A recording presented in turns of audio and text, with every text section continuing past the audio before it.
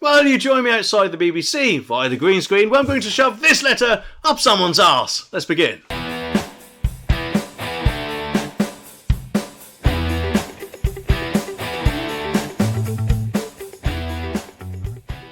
You might remember a little while ago when I told you that I got my hair cut, it does occasionally happen, and my barber told me a tale of woe where the TV licenses basically wouldn't leave him alone, and now it seems they still haven't got the message, and this time they've got even nastier, it seems. So thanks, Chris, for letting me put this up. I think you'll all agree once we read it that they deserve, if anything, a verbal kick in the man sausage. But anyway, let's get into this. As you can see, first up, bam in your face, they got their dreaded TV licence logo. On the other side of the page, they've got to the proprietor or manager of Slashers. And I'm not going to put the full company name because I don't want any risk of him getting in trouble at all. Because let's face it, if he gets in trouble, which of course I don't think he would do, but if he did, he would cut my hair. Apart from my son getting the lawnmower out on it, but at the end of the day, Chris is a bloody good hairdresser. Sorry, barber, I've heard the last person that called him that. He's still trying to locate the scissors, but anyway, it then goes on and in red ink on the other side, under investigation, just to make you realise that you are apparently in the crap. Then of course you got their reference number, which may or may not be made up, and in big, bold, black letters,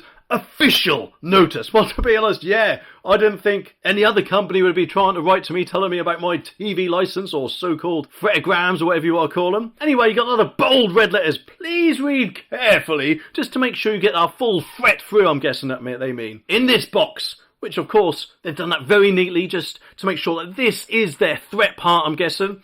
It is a criminal offence under the Communications Act 2003, so you know by that bold bit that that is the part that you will be in the crap with if anyone at your premises uses any device plugged into the mains. That's that first bit. I mean, I don't know about you, but what other barbers or hairdressers or whatever actually lets people plug in their mobile phones or tablets or whatever to watch telly? I mean, it just doesn't happen, doesn't it? So it's just a massive clutch at the straws, hoping they'll probably frighten him enough to make sure he pays up. But anyway, they carry on. In bold, bullet point as well, to watch or record live TV programmes on any channel, or download or watch BBC programmes on iPlayer without being covered by a TV licence. Well, hang on a minute. This, in my opinion, is utterly pointless. At the end of the day, people do have a right under their current TV licence to watch live TV or whatever on their mobile devices. The mere fact that plugging them in somehow makes them not mobile is just absolutely rubbish in my opinion, because let's face it, they're still mobile, they're just plugged in and you can unplug them at any time.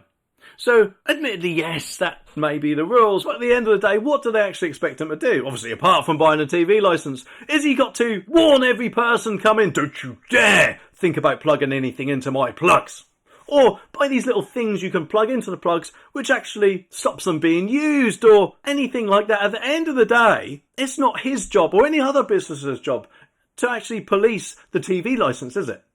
And admittedly, yes, I know it does say if that's plugged in, but it does make me wonder what they're going to do to investigate this. Are they going to come undercover, wearing some sort of fake TV licence moustache, containing a hidden camera and saying, I'd like a haircut, please. Do you mind if I plug my mobile phone in? At which point Chris will probably say, well, if you plug anything in, I'm going to be able to cut your hair, am I? And probably take the mickey out of them. But anyway, our database shows no record of a TV licence at this premises.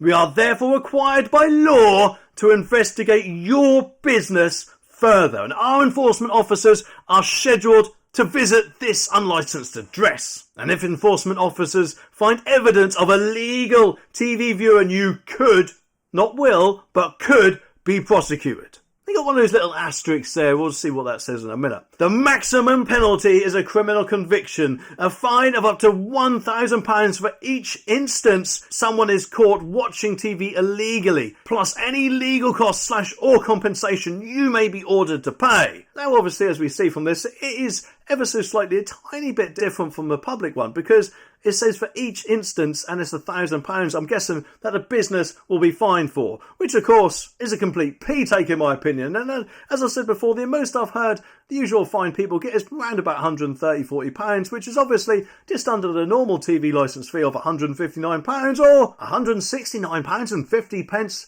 apparently by April, I think it is. But anyway, in big bold red letters, you can stop this investigation now! ! to make sure you can do something about it. Know how important it is. Aren't they expecting everyone to be pooing their pants at this point? Go to, not please go to, but go to. And this bold one, their web address, which obviously I'm not going to read out, or call this pathetic number, in my opinion, immediately, not obviously 5-10 minutes, but immediately to top option, buy a TV license. No surprise that is their favourite. Move your license from a previous address. So hang on a minute, they've given you all the crap first of all, when in fact they could have started with the letter with, have you moved businesses? And then you wouldn't need to read any of that threatogram or whatever you want to call it. But no, immediately it just expect you guilty, that's it, end of. When in fact, that is not the case. For most people, is it? I'm guessing anyway. Or, of course, the last option, which no doubt they do not want you to do, is tell us you don't need one. And it says below that don't risk prosecution and a fine.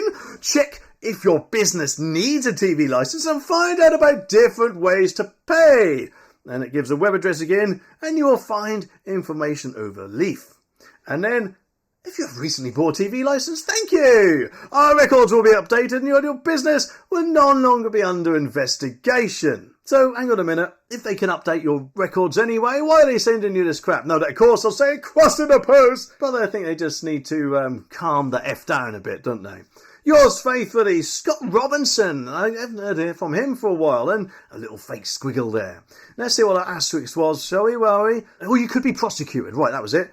In Scotland, Scottish criminal law applies. No report will be sent to the Procurator Fiscal. He will decide on prosecution. And then it says, please do not write below this line. And then they themselves have written below it. Well, personally, I'd just write bollocks below it myself, but that's just me, I guess. I think this letter is just absolute joke, isn't it? It's nothing more than toilet paper, in my opinion. If someone actually went into a barber's, or any business that is, well, apart from a pub, I'm guessing, but any small business, and plugged in their stuff without even asking, I'm guessing they'd probably get quickly removed by, I don't know, their balls or whatever and just get chucked out. But I think this letter is absolutely disgraceful. It will, unfortunately, probably frighten a few people in to paying something which they might not necessarily need to buy, or pay for, rather. And I really do think that the government should really sort this out. I mean, can you imagine if any other company done this, like Netflix or something like that, and sent letters demanding that you pay their fee? I mean, let's face it, in this day and age, in the world of TV subscriptions or streaming services, there is no need, in my opinion, for this forced fee. And the sooner it's done away with, the better. And 2027, when the Royal Charter TV licence